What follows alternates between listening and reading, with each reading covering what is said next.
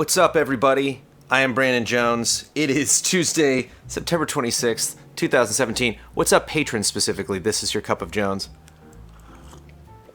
See, that would be a retake in the original version of Cup of Jones, but not now. Hey, everybody. Hey, welcome to the new set. Welcome to episode 2 of Now, the weekly Cup of Jones. I can't tell you how much more exciting it is to do this. So not only am I in the new set now, I got chat up now. I am going to largely ignore chat because I want these to be as short as possible. If I'm ever addressing chat or somebody brings up a good point, I will always mention the person's name and mention specifically why I'm going to chat. But I want to keep it focused on you. And I do have chat over there. And we have a new set. We'll get to that in a second. Let me kick it off just by saying thank you to Ian Hank, to all of you for tolerating our old setup, but especially to Ian Hank for always bringing that up, always talking like we need more lights, we need lights in the background, and just finally one day being like, I'm gonna do it, here's how much it costs, is everybody willing to float that? And so yeah, we'll talk about that in a second. And thanks to everybody who said really kind words about, thank you for saying I was super funny and easy update, Corn fan. If you haven't seen it, yeah, we did an easy update where you can see us very poorly putting the whole thing together. My favorite part of that easy update episode is when the camera falls off the television, because that was not on purpose, and that's that's like the best part. It's like you want to set up something like that, and you want funny things to happen, and then funny things just happen. But everybody was really nice about the new format, and everybody had fun ideas about how to improve things. One we'll get to is, I guess I can jump to Ferris Klingoff's question.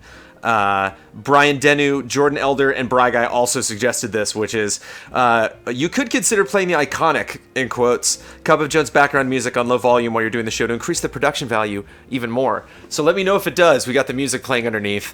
Let me know if by the end of the first hour of Cup of Jones, if you're sick of that.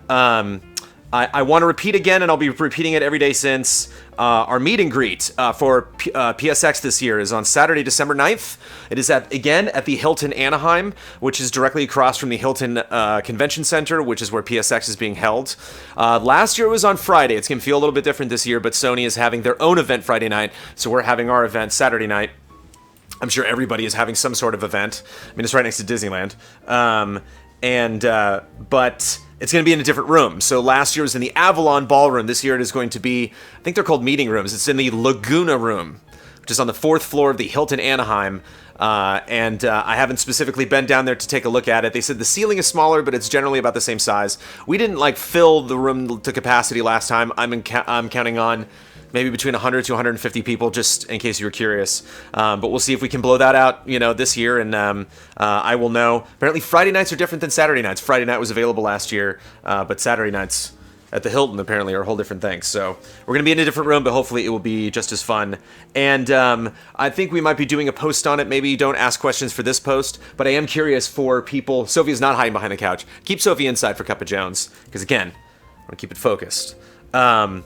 But for people that were there last year, I'm curious what you thought. So maybe reach out to me on Twitter or wait for a specific shout out on Patreon for us to say, hey, meet and greet's coming up. What would you like to see at this, at this meet and greet? And we have new rewards. We changed our $2 and our $10 rewards. Our $2 reward is now the Group Stream Selection Committee, which did not go into effect this week. I believe it goes into effect next week. If you have specific questions or concern, you can address those at Kyle Bossman, because he's the one that, I will always relay them to him for you, but he is the one that organizes what we play every week. And previously it was a poll. He would have put up 3 suggestions, which were often criticized by our community because they wanted us to play one thing versus the other. So it is now a completely open vote, and you get that not only with the $1 tier, but just $1 more gets you the ability just on Tuesday nights to pick what we all play together. Yeah, you can sign up for that at $2. And $10 used to be community comments, which was a buckle. And so now we're changing that to Community Showcase, kind of similar to what we've been doing with Cup of Jones now, where it's not a show that I produce, it's a stream that I do for you, but it's something we can do exclusively for patrons. And we wanted that to be something that was valuable to our community, not only to people that were contributing at the $10 level, but to people that were just watching the show. And so making it not just about me, doing voiceover as the main, like that'll be something that I will do. Like I will read comments from people, but we want to hopefully get music or art or videos that people make, stuff that's obviously appropriate to show on Twitch and to show on our channel, but kind of open things up a little bit more creatively for the project and bring another ally in every month to go through all the stuff, maybe pick some of our favorites. Is that bad? Is that like picking your favorite kid? This was our favorite clip of the community showcase. Everything else was just okay. So let's get into feedback. We'll talk about the set in a little bit. But yeah, before we go stringing along with these questions, just thanks for being cool about changing Cup of Jones, because this feels awesome. Like, I was super nervous last week, a little less nervous this week, and it's going to be really nice getting into the groove. Again, not only like getting all of this off my chest and keeping you up to date, which is of course very important and I enjoy very much, but seeing all of you chatting with each other and seeing all of you bring stuff up. Because it is Tuesday, so technically the week did get started. On a very interesting note, is Tom Petty still alive? Do we know? Like, I'm still holding out. I just want to say for Mr. Tom Petty, I hope you're doing well. I took a nap, and by the time it took for me to take a nap, Tom Petty had died and come back to life. Alex Castellanos, my suggestion would be for you to go through all of the questions each week episode. This way the patrons have an idea of when their question will be answered, and also the questions stay more timely. So basically do them every week. After the question portion, you can transition to your editorial section like you used to try to do on your initial episodes of Cup of Jones. And if you have a question and it's relevant, I will answer it. If you have a question and it's repetitive, I won't. So if I don't, that's probably why. If it's something that I previously asked, or if like... Sometimes people write jokey questions, and I'm like, I like your joke. I will riff on that. And sometimes it's like, okay, you did your joke, but I don't necessarily need to bring up that question on a Cup of Jones, because we do have like 5 pages of questions.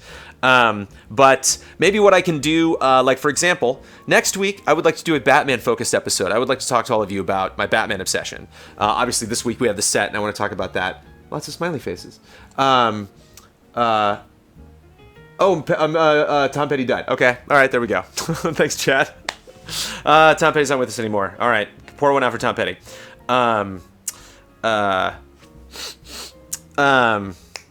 So yeah, questions. So because I want to do an editorial focus thing next week, then maybe I can request to the community to maybe be a little light on the questions. So if there's something, that I want to do, I can maybe pitch that the week prior to be like, maybe hold off just this week, save that for next week. Because I see a question and I want to answer it because they're all really good questions. I definitely don't feel like obligated to go through all of these. This is not like homework for me. This is the conversation. This is great. Corn fan, classic example of somebody, always with a question. I enjoy watching streams, but if I'm not interested in a game, then I tune out. How can I know, I can now go over a week without watching any streams now. Currently, most Ally streams focus on one game each time. The Tuesday Jones stream was the main stream I could rely on for a variation. Other plans to mix up games a bit more. Yeah, it's a really tough balance. I wouldn't say there's hardcore plans, but it is a complete... I'm just going to say repetitive, and that sounds negative. It's an ongoing conversation, and something that comes up a lot where we talk about how many full playthroughs that we do and how much we want to open up streaming. Keep in mind, there's a lot of people, this is a patron, investor meeting. There are a lot of people that watch our stuff that are here as paying patrons that don't necessarily care about the live, like that just kind of watch our podcast or just watch Fiasconauts or Tabletop. And so, yeah, it is a balance between not only games. I mean, I'm curious to test a lot of other kind of like Fiasco Nazi types of live streams, fun like games. There's a lot of people in LA that are doing really exciting stuff with live that is interactive and is games, but it requires like a little more acting chops, like a little more, open creativity to do live that I kind of want to experiment with. And again, that's not games. So like, I don't know if you would be into that. But this is a sentiment that we see coming back a lot. And this is something that we talk about a lot. It's just not a matter of, we could solve that right now, but it would take resources away from shows. And as you'll see later on, us doing more short format stuff is also a concern that comes up a lot. Jordan Butendike, I assume this will be archived. It's 6 a.m. here, Jones. Yeah, this will be archived, Jordan. I just wanted to put that in there because it's like, yeah, it's 6 a.m. It's your Cup of Jones. It's time to wake up, I can't the best part of waking up. Chris H., will other allies guest on Cup of Jones to talk about things they want to improve, change, and or try? Yes, we talked about that previously on Cup of Jones. That's a great idea. It's just a matter of The allies need to be here later today, and so if somebody were to show up at 10, they could potentially be here all day. Of course, I'm here all day, but I live here. But I think that's like the main thing that I've never been super jazzed to like shake them out of bed and be like, be here all day so I can ask you what your favorite cheese is. But it is a good idea, and it would be really fun to maybe like record something and maybe have that be like the back of a special Cup of Jones, where I'm like, hey, I sat down with Huber and we talked about shotguns. I like that there's a 2A, 2B, and 2C to this Chris H. question. 2A, how often do you and the other allies guest star on other podcasts? I would argue monthly. Kyle Bossman and Damiani and myself and Ian are probably the most prolific when it comes to popping up on other people's podcasts. But I think it happens pretty regularly, like I said. 2B, if, when they do, could we get a heads up? It'll be on easyallies.com in your time zone with our handy dandy calendar. 2C, if not, I think it would help spread the word about Easy Allies. It would. It's a tough thing to try to do. I mean, you can pester people about being on their things, but there are definitely people that have podcasts that I would love to be on, but it's tough to be like, knocking on the Bombcast door, just like, hey guys, I'll fly up to San Francisco. Rain Soul, I challenge you to a battle on Pokemon Switch. Whenever that may be. Just wanted to get my reservation in. Rain, are we talking like Pokemon Stars Switch? Because if we're talking Pokemon Stars, yeah. If it's like Pokken or some of the older games, I don't know if I necessarily have time for it, but that I would make time for because I'm very curious to see how that's going.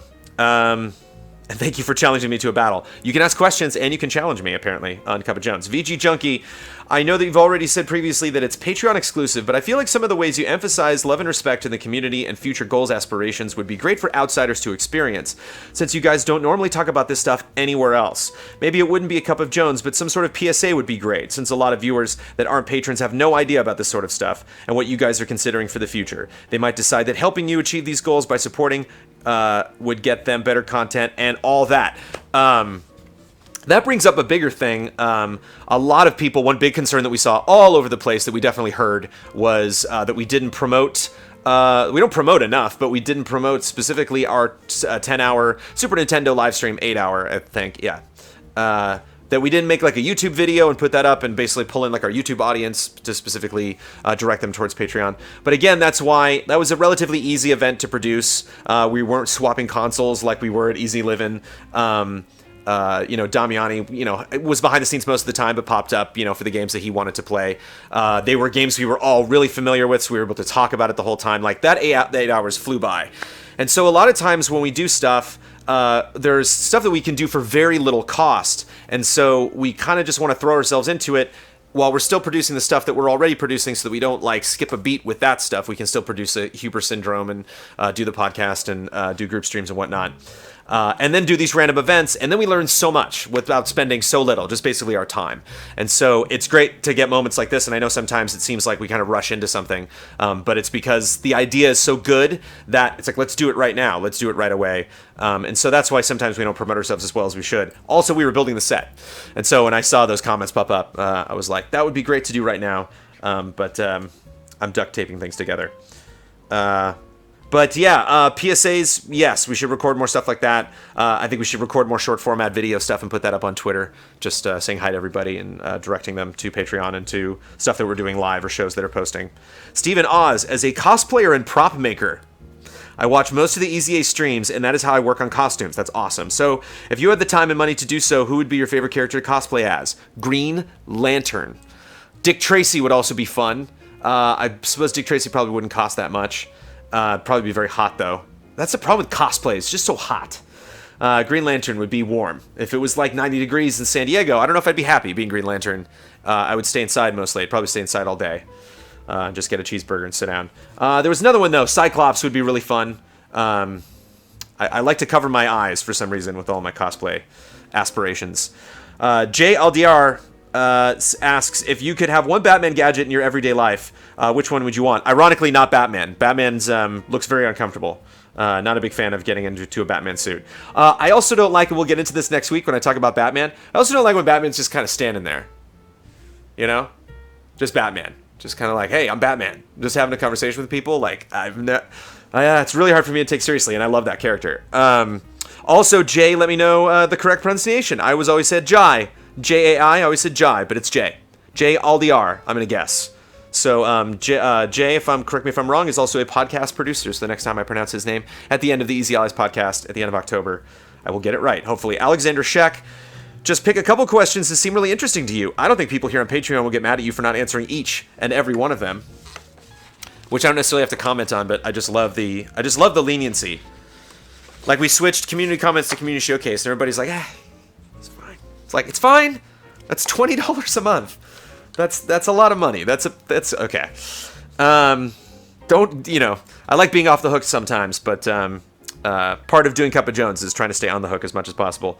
Lawrence Morrow, apologies if this has been asked before, but I've been thinking about the benefits of subscribing on Twitch. I'm a patron mostly because I want to support, and for that Cup of Jones goodness. However, I've long thought that the simple act of being recognized on Twitch as someone who supports the Allies is pretty enticing incentive in and of itself.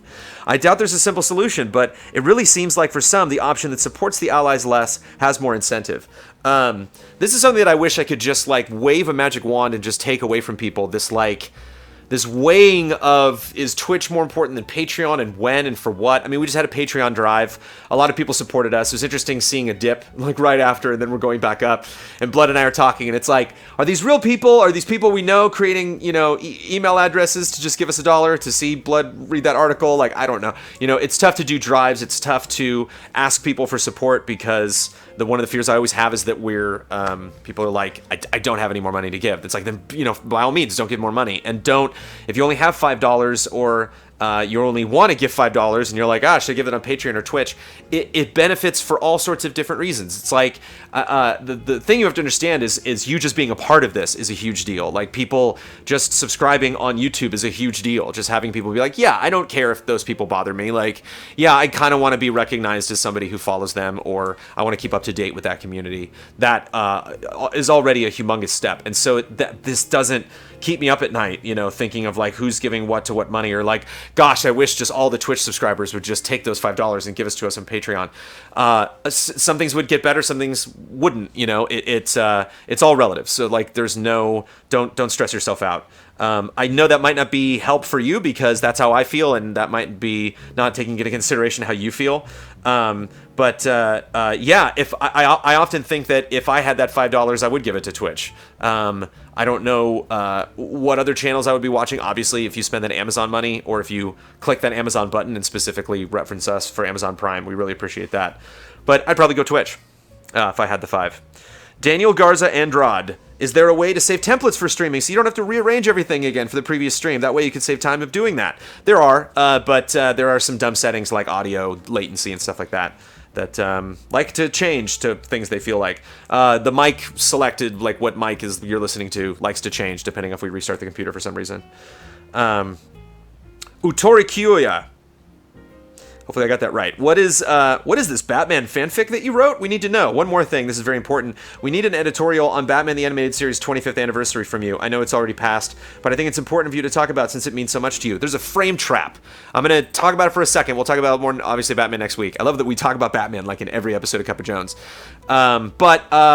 To answer the second question first, mental illness is one of the major things. When I didn't even know the 25th anniversary was coming up, and at the beginning of this year, I think I made it through all of the animated series, or at least all the ones that are on Amazon Prime.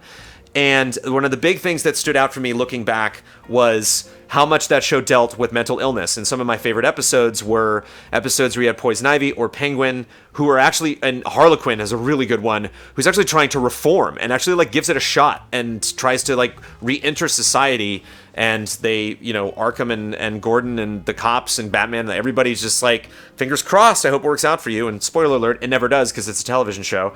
But those are always really interesting stories. And I think something you don't get from a lot of other action-based comic book fare. But I did not write Batman fanfic. That is probably what Huber was talking about was a concept for a Batman comic book that I would like to write.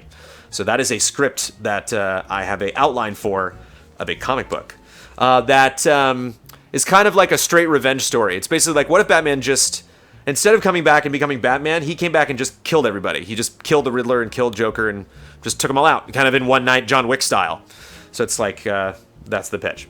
Morgan Mohala, what is the Allies' relationship to Funhouse? Who is spying for whom? I love the who is spying for whom. This was kind of answered on Patreon, but specifically for you in the comments of last week's Cup of Jones. But for the purposes of this video, I will explain. So Funhouse, formerly Inside Gaming, Kovic and crew, has the lovely James Willems over there. And every now and then, James wanted to bring in Benson Willems, their dog. And now, because Game Trailers is no more, but before Game Trailers, Elise Willems retired and moved on to Funhouse. And so now the whole family now goes to work every day, which is the best thing to watch. So Elise left officially for Game Trailers, so she's the most deeply entrenched. Omar de Armas, who is Ian Hink's roommate, is an editor and does editing for all sorts of people, but works full-time at Funhouse, and he was working at Funhouse back when we were at Game Trailers, and every now and then for projects Ian was working on, or when we just needed an extra hand for heavy lifting for events and stuff like that, he might freelance for Game Trailers, but he was primarily full-time for Funhouse. And then when Game Trailers went under, Don Casanova went and started working full-time for Funhouse. So I don't know if Don really considers him part of like the crew, like he's on site, and so if you're ever on site, it's always easy to just like get this person in a video. But I think hopefully in Don's heart of hearts, he would consider himself an ally first. An ally who works at Funhouse, where Omar is definitely, I believe, like deeply entrenched and full-time now. And I think that's everybody. You might see other wacky people show up in Funhouse videos, but love the team at Funhouse. Simon Wallace, any idea what would happen if you were suddenly to lose your voice for an extended period of time? Would one of the other allies be ready to step up and be the VO guy for a while? Or would everybody do their own VO for their own videos? For a time, yeah, I don't know if I if I fully lost my voice, that'd be crazy. I've definitely read some scripts in some less than perfect circumstances. I love getting a tweet from people. They're just like, oh, feel better, Jones. And I'm like, wow, I guess that VO was bad. But yeah, I don't know, if I have lost my voice, that would be pretty serious. And so I think if I was ever like completely removed from the picture, I think what would be interesting is I thought about this actually when I was like brushing my teeth this morning. I was like, what would we do? And like, what would like, because in the short term, I don't know. I think we could maybe get one person to do it. Blood could probably do a good job. Bossman could probably do a good job. I think each of the individual allies, would do a good job just reading their own stuff. But if I was not around, hypothetically, for whatever tragic reason, what I think would be interesting would be because all of these review writers, especially Ben, write really good stuff to be read. And that's the trick, is kind of like changing a script so it kind of rolls off the tongue easier, and it's not like, you sound super pretentious. That doesn't sound like something that you would just say like out loud. That sounds like something that I could read, like in, it depends like how deep you want to go into the lexicon to pull out like crazy words where it's just like, yeah, you wouldn't like just, pull that out of your pocket. So it'd be really interesting to just read the review scripts. So to put those up on easyallies.com, you could click and see the text. And then the video portion of that wouldn't be somebody reading that script. It would be kind of the way Kinda Funny does reviews. The score would be attached to the script, and then you would kind of do a post-mortem on the game where somebody would probably sit down with Bloodworth, and Bloodworth would ask them questions about the review, and they would talk about it. So that would be less of a like deep dive or spoiler mode or something like that, and more of a spoiler light discussion about the review process and kind of how that person felt going through and eventually getting on that score. But that would be an interesting way, probably a more modern way to do game reviews. Aurelian Grenier, let's suppose that if Game Trailers still exists. Okay. It's doing fine, and you're all still working on it. Is there anything that you would have done that you have not done with EZA at this point? Other reviews you wanted to do as EZA but could not? Other retrospectives, other shows, other coverages? Yeah, we stopped doing TGS, and so it was fun to send Ben. So I always was sad that we don't go to TGS every year. PAX East is something I've always wanted to do regardless of where I'm at. I always wanted to go to PAX East in Boston. It pisses me off that I have not done that or made that a priority. And the top 100 games of all time is the number one thing that we didn't do at Game Trailers. Made me sad. And obviously the Metal Gear timeline. Kiraz, I noticed in the credits of EZA reviews that you've been taking a back seat on your breakneck pace of review editing since mid-July. Is this purely because of the Souls retrospective, or did you just need a break? Both. Also, why does each editor use a different font format for credits at the beginning? Maybe to put their own stamp on it? I don't know. We talked about this briefly, actually, a couple weeks ago, because it never really came up. because it's never really come up. It's never really been a concern for people watching. I don't think it affects views. It's not something that pops up in the comments. But when Don cuts something or when Ian cuts something, they do titles a little bit differently. I would not. If Ian was the first person to cut reviews, I would cut the reviews the way Ian cut them. Yeah, it's interesting. Since we started Easy Allies, we haven't done a lot of like toe stepping of just kind of like, excuse me, sir, creatively, I would change your show this way. So if those guys are willing, despite their super busy schedules, to step in and help out with review editing, they can cut those reviews however they want. Because I want to see their stuff. I want to see Don's cut. I want to see Ian's cut. It's fun because it's like. Again, that might not be the smartest way to do it. That might be better to be extremely uniform. But just personally, I enjoy seeing what these crazy guys can come up with much more than cracking the whip and telling them how to do things. We might get there. I might do more crack whipping in the future, but that's why that stuff happens. And yeah, I was working on Souls. That's basically all that was. Andy Zolkeefly, would you consider in creating a new series that is beyond the podcast style of videos? I mean, the only series that stood as being unique are Easy Update, the retrospective series, and Don's Discount Gaming. I would put reviews in there. Maybe not unique, but short format. I feel like almost the bulk of the videos are all roundtable discussions with allies, because they are. Do you consider to make some changes in future production? Yes. We've talked about this previously. I don't want to go on too long about this, Andy, but yeah. There is kind of like a limit, a cap on podcasts right now. If we do something in the future, Box Peak is coming. We just got a new Game Sleuth. I hope you enjoyed that. So check that out if you haven't. It's on a very interesting thing from Final Fantasy VII that I did not know. But yes, if we're going to be doing more stuff, it'll be like Trailer Jonesy. It'll be, they're not like you're talking about scripted stuff or just kind of off the wall, sketchy stuff, as in sketches, not sketchy. Yes, to answer your question, Andy. The hashtagonist, here we go. Do the allies set targets for themselves or use any form of benchmarking with other people in the industry? Yes.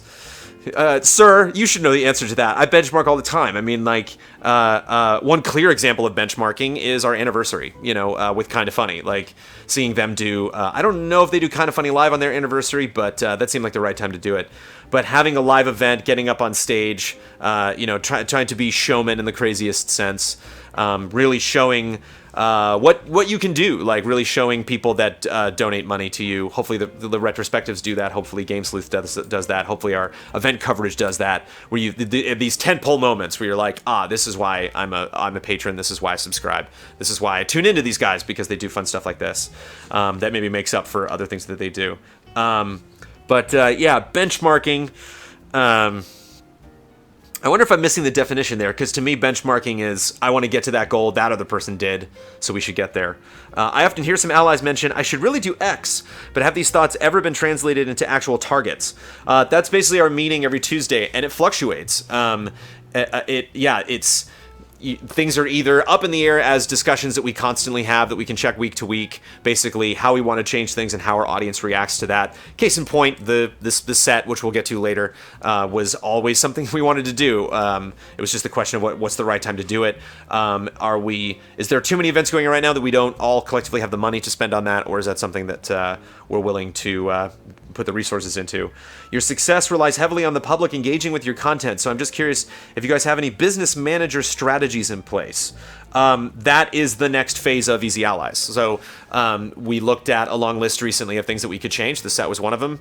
So that's the first of starting to do things now that we're, again, well over a year of operation, and getting comfortable with the shows that we can do, getting smarter about our goals, and now that Cup of Jones has changed and the showcase has changed, getting to a much more consistent schedule with a lot of our special features, so that then we can spend more time and possibly resources, maybe even like paying a person to come in and manage business. That there is a clear 10th employee. I won't say 10th ally, because we do not need another prima donna in here. Thank you very much. We do not need another host. I want my own show. Like, we don't need that. We need somebody who can come in and help with the heavy lifting and maybe not be in front of the camera every 5 seconds.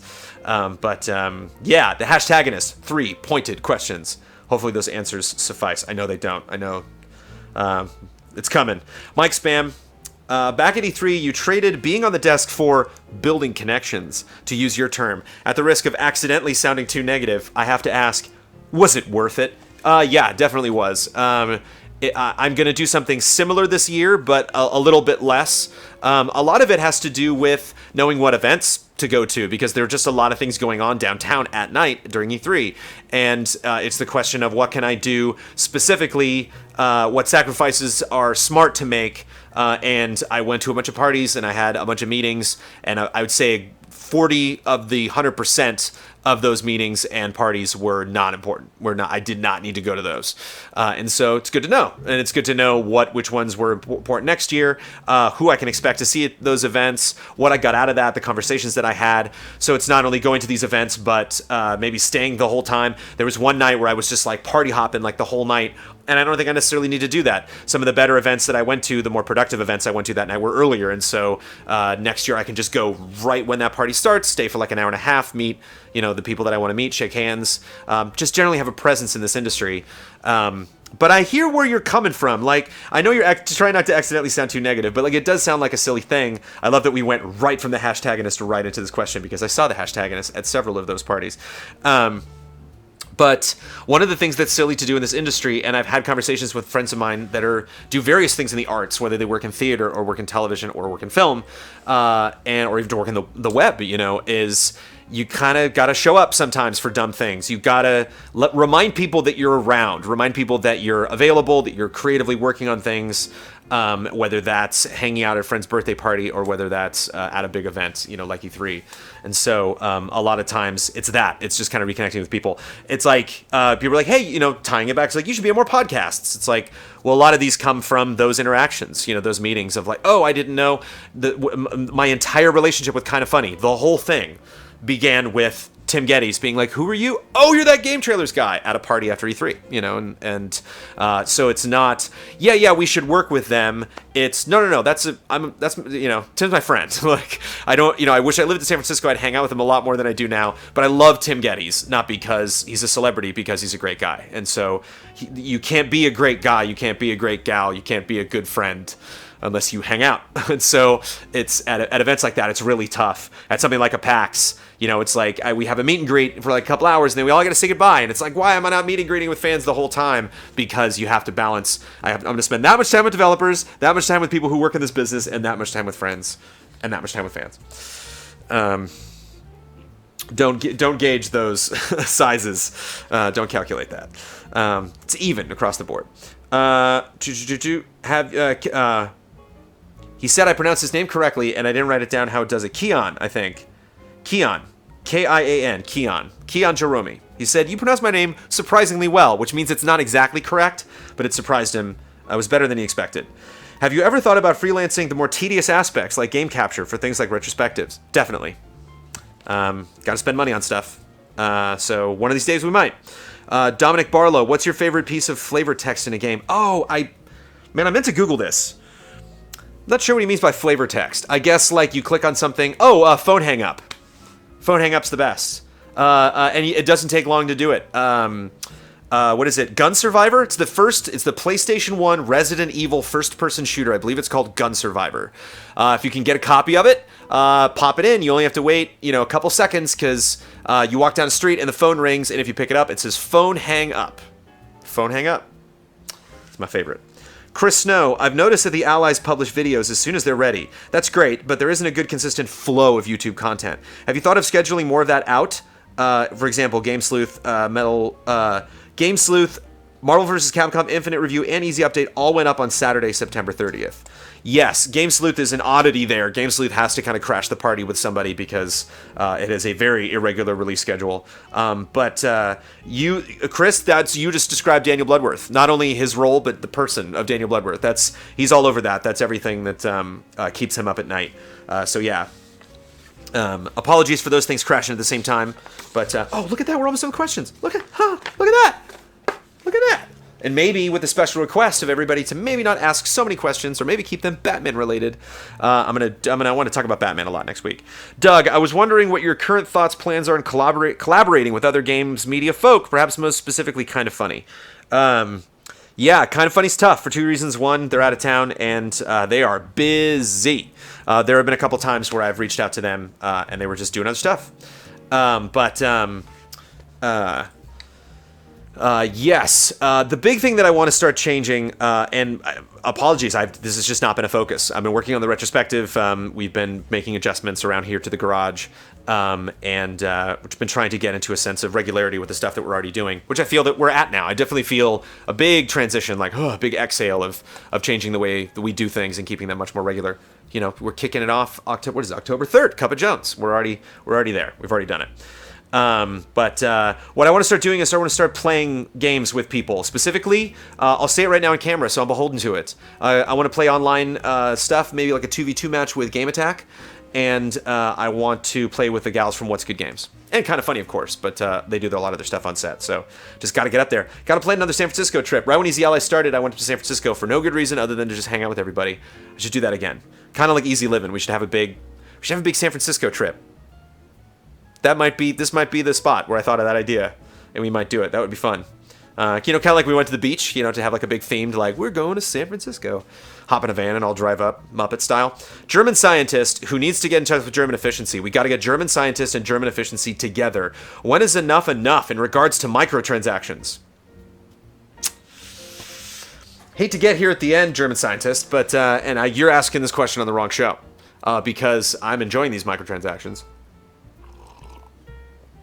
quite a bit. I have faith in microtransactions. I think microtransactions are like pre-orders, are like DLC, it's just one of the evils. It's one of the microtransactions. It's one of those things. No, not those. Except when they're amazing. Except when you play something like Hearthstone, where you're like, oh, this game's free, and like I'm kind of enjoying destroying things for dust, or like you've all done it. I guarantee it. And I don't say that often. I really try to keep an open mind with all sorts of different types of gamers and different types of flavors. But there has to be one example of something that you maybe even forgot had microtransactions because it just wasn't structured that way. It just wasn't sold to you in a way where they're like, hey, Plants vs. Zombies 2 is a game I play all the time. I love it. Is offensive with microtransactions. It's constantly in your face and popping up of, just leave me alone, And then there's something, like I said, like Hearthstone or Galaxy of Heroes, or League of Legends, or things that just got it right and really were like, we want to create a system that makes our community happy, that they can enjoy the process of, that they're achieving things in a way that's competitive in and of itself. That's not a barrier to the content, it's part of it. And I think that's the big difference. I think there's all sorts of wacko pricing structures in this industry, and I think it's not a question of theme. It's not a question of all, black or white. I think it's a question of degrees. It's just how far you crank that dial to be like, and it's amazing that Galaxy of Heroes is as fun as it is because it's EA, which is just, a lot of times known for doing that. But again, I think of DLC, and I think of like the Grand Theft Auto DLC for 4, which was so worth it. A lot of the free stuff that they've added to Grand Theft Auto Online, despite all of the huge microtransaction stuff you can do there. I'm trying to think if there was another good DLC example, but when is enough?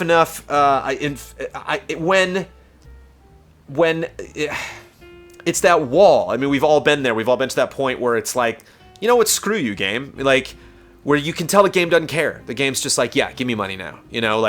I don't mind when games are like, I mean, you can get money. Like, spoilers, I might be, working on a game right now that has microtransactions in it. And like, it's just a question of like, how well thematically does it fit the world? How much actually do I want to support you? Because the thing is, for as much as tolerant as I am of microtransactions, infamously so every week on our podcast, I rarely give a game money. Never. Like, I'm not gonna play a microtransaction game because it's like whenever I want to, like, I'll fork over $1 this week, I'm down with it. Like, I play those types of microtransaction games because the free part of it they've made engaging enough to keep playing. For however long I'm going to play. Again, these are games I play for like 20 hours every week. It's just like, 30 minutes here or there. So yeah, when is enough? When you piss me off. That's when you should stop with the microtransactions. Zugdar, final question. As a fan with an insatiable hunger for the retros, sleuths, and similar content, would something like a capture club be helpful in the production process? Yeah, there are lots of things that we could promote our audience with, that we could ask our audience to help us with. That would require somebody managing those people.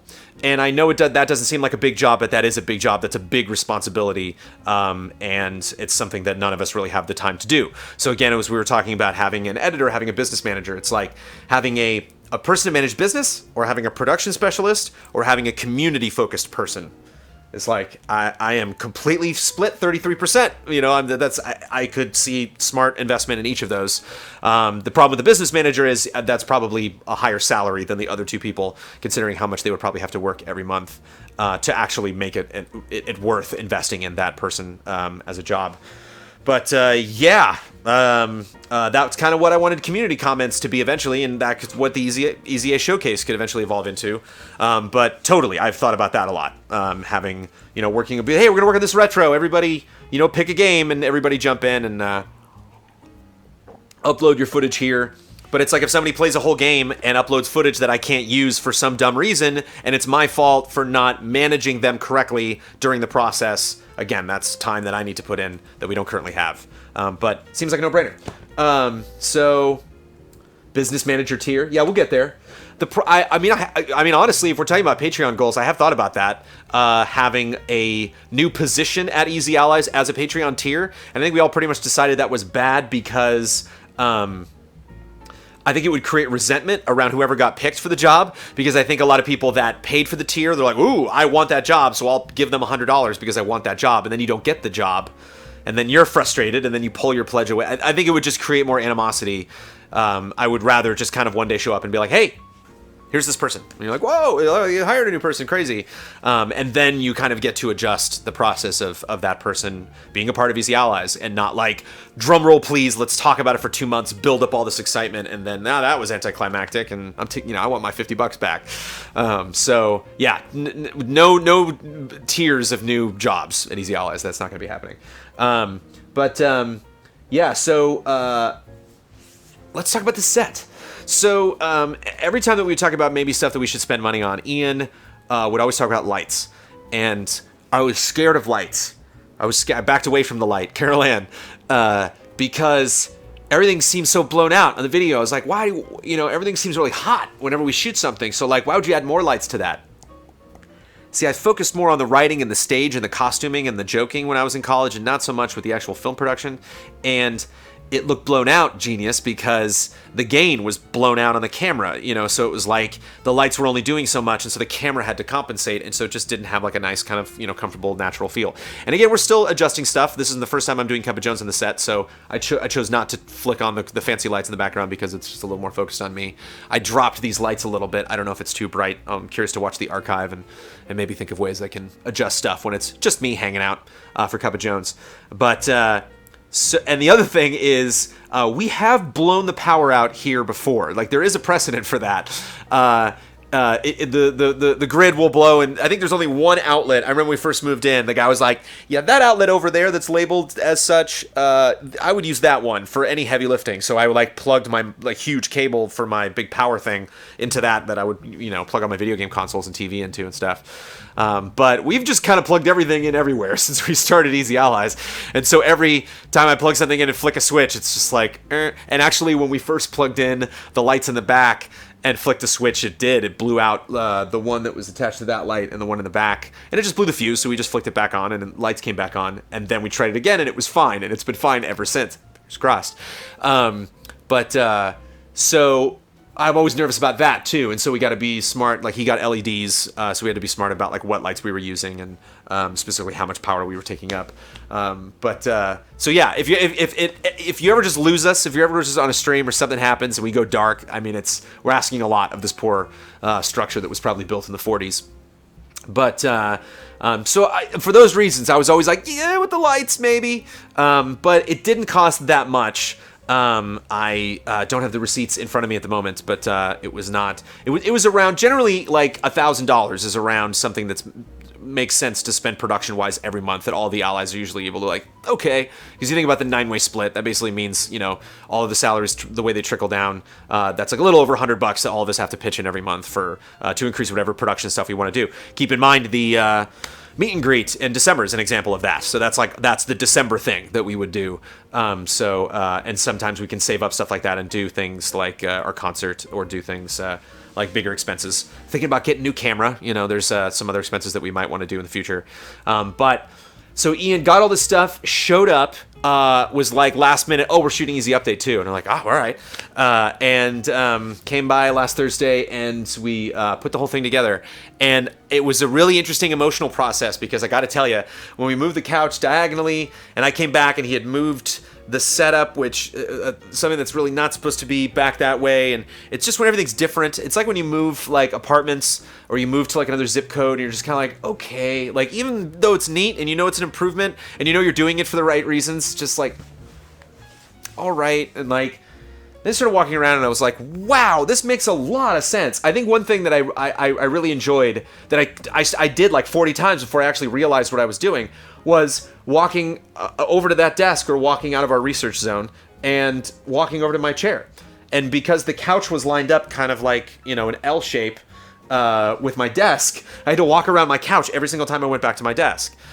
Which, you know, boo-hoo, I never really thought about. And now it's like, oh, I can just kind of like walk at my desk from any point in the room. I don't have this giant couch blocking it because we can just like walk around the couch now. We have our little chair over there in the corner, which is off camera, which is great. So if anybody wants to like research something on, do actual research on the laptop, they can. If anybody's like eating pizza or chicken or Chinese food or something, like they can sit in that chair and put the food at the desk. So it's just like a little workstation that if we line up the camera to be right on the edge of the booth, which was one of the big reasons that we moved this, is the booth is just not the prettiest thing to look at.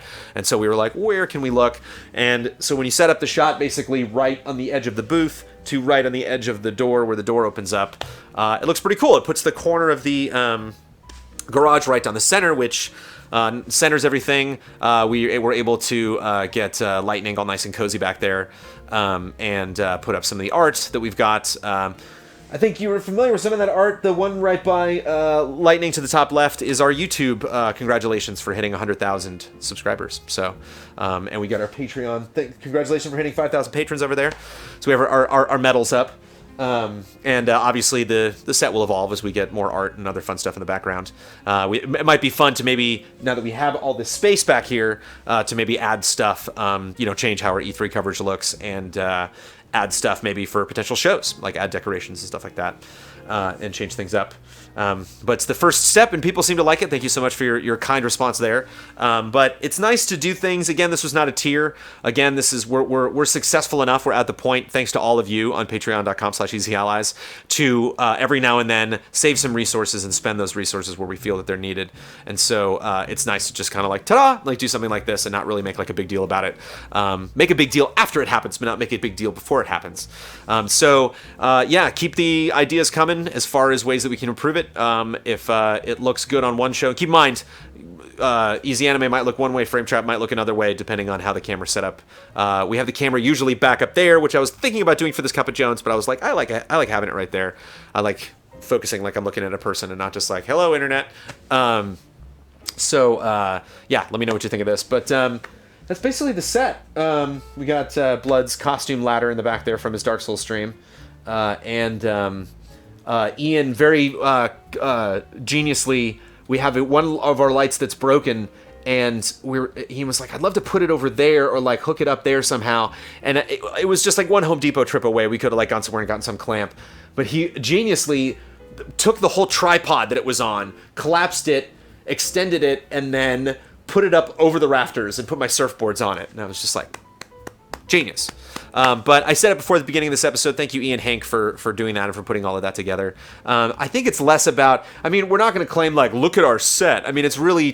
It's your typical dorky, like, the statue swag that we got. There's some really cool stuff back there because it's presents that we've got from people. But the Marvel versus Capcom statues, and like, we're gamers. It's definitely your typical, just kind of like tchotchke, throw crap light background. But I think it's less about being competitive. Like, if you don't have a kind of funny video wall, what are you going to do? Just put some tchotchkes and call it a day. I think it's less about making something that we feel is like quote-unquote impressive and more just intent. More that like we're making an effort. Like we want this to look not like we just pointed the camera at some point in my garage, but like, no, let's actually put stuff back there and let's not put our pizza slices down on it, and let's have it look good, and have people that are just kind of like strolling into Easy Allies be like, hey, look at that semi-professional set. They clearly tried. That's what we're trying to do. We're trying to try here at Easy Allies. Yeah, thanks. So again, light on the questions if you could, but I am curious about now that we're into a weekly groove with the with actually here. Wait, I'm gonna wrap it up. So let me look at that. Oh, and the music changes. When I bring up the lower third, because I'm wrapping it up. Yeah, thanks so much for tuning in. Let me know how this is going, how the show is going. I don't know if maybe I talk too fast now that I'm getting into a comfortable groove, but I love doing this so much more than the way Cup of Jones was, and we did it, folks. We're here. It's weekly. I'm going to be back next week, and I think that's a record. Maybe not since the dawn of Easy Allies have Cup of Joneses have shown up on your table that quickly. But thank you all so much for your support. Thank you for supporting not only viewing and being in the comments and supporting me creatively with your questions and with your very sage advice. Again, the hashtag and stuff, the pointed stuff, I love it. I love just being like, remember when you said that? Where's that? What the heck's going on with that? Because I feel we produce a lot. I'm proud of the stuff that we do here at Easy Allies, but every time I'm doing something, case in point, I'm working on a review right now, which is taking my time away from the Souls retrospective, which is taking my time away from the, prepping for Easy A Showcase or, helping Bossman get the scripts done for Box Peak done. Oh boy, there's always something I'm not doing, and I appreciate you just being like, you're not doing that thing. It's like, thank you. I will get back to that as soon as we can. Yeah, we're gonna be back. If you're watching this live, we're gonna be back tonight, 6 p.m. the first time on our brand new set. We're gonna be doing our group stream. Hopefully you will tune in and hang out with us 6 p.m. PT on twitch.tv/Easy Allies. Thank you for watching me here on Patreon. Thank you for being a patron. We actually just had last Friday our 8-hour patron live stream. So there could be a lot of people that are tuning in for the first time, that are patrons for the first time. If you are a first-time patron and this is your first Cup of Jones, it's a weekly thing now. It's always been a weekly thing here at Easy Allies. I do this every week. I'm happy to have you here. And write questions. Let me know what you like about Batman, and get ready for a big old nerdy Batman discussion next week. I love all of you. Thank you for your support. Cheers.